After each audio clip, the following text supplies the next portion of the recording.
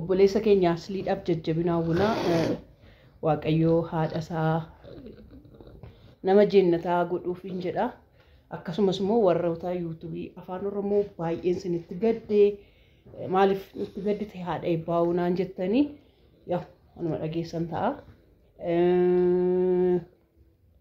maaliif waan adda addaa hojjechuun barbaada waan adda addaa gochuun barbaada daawwattoonni kiyya waan tokko hojjetatanii waan tokko namaaf yoo gandaawwanne maal bu'aa qaba jedhee amma yuutuubii kana dhaabutti ga'an jira isuma dhugaa koo ana baay'ee kadhachuu dadhabeera fayyoo bira deemuu dadhabeera isin nama kana lamaanoo jiraate malee nama hin daawwattanii yoo isaan lamaan keessa jiraatan malee hin daawwattanii isaan lamaan immoo amma yoomittan kadhadha amma yoomittan isaan bira deemu amma yoomittanii abbaa buusta caqacaqa dhugaa rabbii dadhabeera amma isuma dhugaa koo isinitti hima yoo na ilaaltan kophaa koo na ilaalaa kophaa koo ilaaluu baattan yuutuubitti dhumanii xirqam godheetoo ishii cufee taa'a malee nama kadhadhu isiniin jedha dhugaa rabbii nama kadhachuun nama dabbara sorry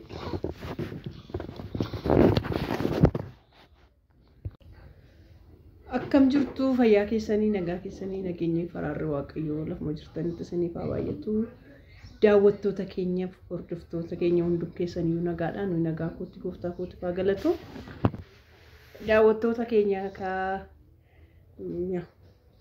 warfateeras dheeras yaadu dheeras jechuudha yaa waa'ee haadha isinii galaa haati ka oduu as jettu oduu achi jettu oduu maal jettu haduun isitti dhiyaa itti bari'a asumaanis obboleessa keenyaas waaqayyoo jajjabina isaaf haa laatu jajjabina isaaf haa kennu haadha dhabuu jechuun baay'ee ulfaataadha kunuun irrattuu nagartuu haadha jechuudha akkuma nu amma mucaa keenya faana walii gadi taanee asiif achi jennee guddisnu kanadha jechuudha akkasumatti nu guddisan haati keenya hundi isaaniiyyuu akkuma kanatti nu guddisu jechuudha haadholiin keenya haadha dhabuu jechuun baay'ee ulfaatus hundumti keenyas garuma san deemna waan ta'eef jechuudha guyyaan beennu malee adana ta'ee boru ta'ee waggaa kana ta'ee waggaa akkuma kana ta'ee hin beennu garuma sanitti adeemna waan ta'eef jechuudha asumaan immoo isaanii fi asliikoo waaqayyo jajjabina isaa siif haa laatu yaa obboleessa keenya yaa qashtii keenya yaa isaan rabsitee arrabni sirraa bareedu yaa siin jenna aslii keenya kaa aslii ilma saba rabbii dhugaa sila dhugaa waa'ee Facebook irratti ilaalaa ture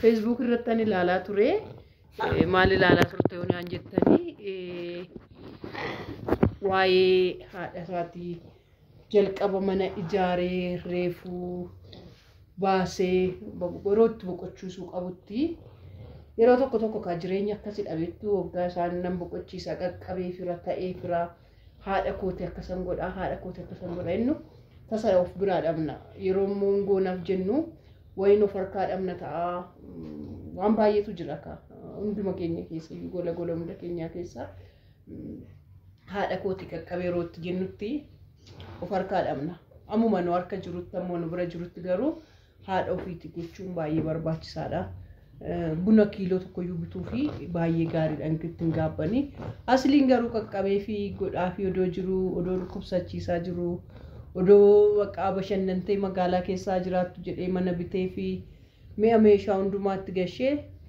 baatii sadii bitee akka keessa jiraattee keessa jalaa boqottee yaa waaqayyoo jajjabina isaaf haa kennu kanuma jennataa hundumaaf iyyuu jechuudha daawwattoota eebbaaf beekoo hundumti keenya iyyuu jechuudha hunduma haadholii akkasumatti keessa dabarsinaa akkasuma hinnaa tokko dabarree waggaa jennu tokko akkas goone waggaa jennu akkasii oduma jennu ka'a gara qabirii deemna jechuudha sokkina waan ta'eefi kanuman jedha kaa maaliin naree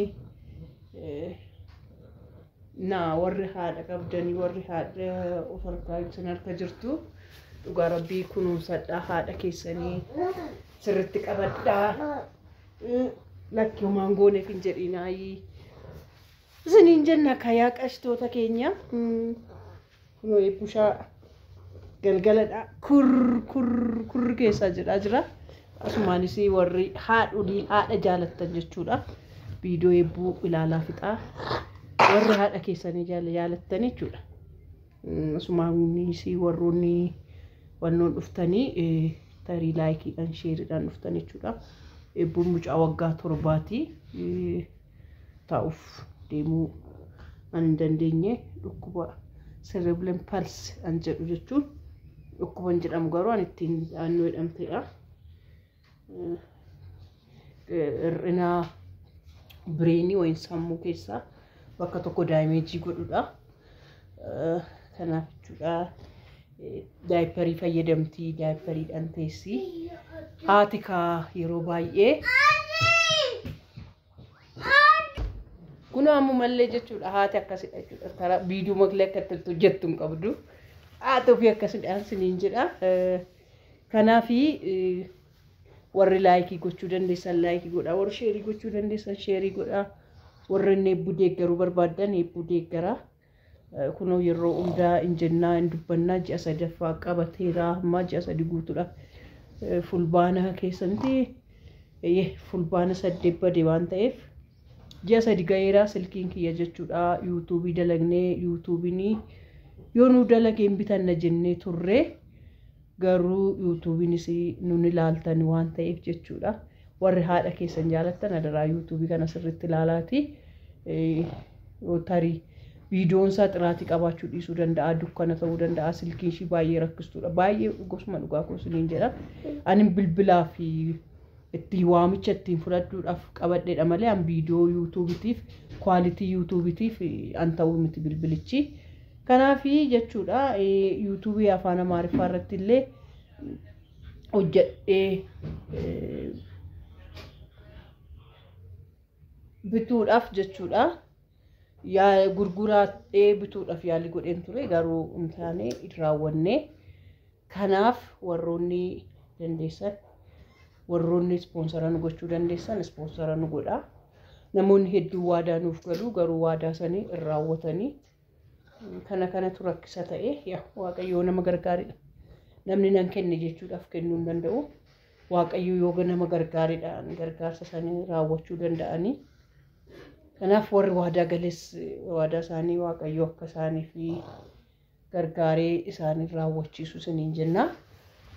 Kanuma siniin jenna kunoo buchullaa keenya eebbuu keenya nuuf daawwadha nuuf laala waan nuyi gadi lakkifnu waa'ee fiizootiraappii sin barsiisa yaadee garuu yuutuubiin afaan Oromoo mooraalii nama cabsa.